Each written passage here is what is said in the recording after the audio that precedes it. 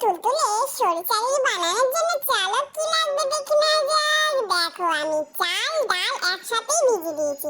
500 চাল নিয়ে নিয়েছি আর 100 ডাল নিয়ে নিয়েছি। একদম সিদ্ধ চালে করলে তো এটাকে ভালো করে আমি বেটে নিয়েছি একটু মিহি করে।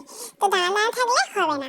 তারপর দেখো সবগুলো একসাথে বাটা হয়ে গিয়েছে। এবার আমি পরিমাণ মতন আমি প্রথমে ব্যাটারটা ফেটিয়ে নেবো। পরিমাণ মতো নুন নিয়ে নিয়েছি। এবার দিয়ে দেবো জল।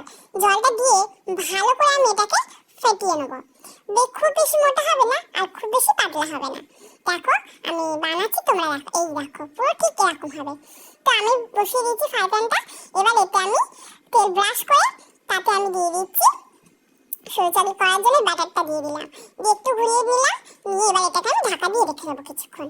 তো তারপরে এবার খোলার পরে দেখো কি সুন্দর হয়েছে, একদম কি সুন্দর উঠে যাচ্ছে দেখো, একদম দেখতেই পাচ্ছ।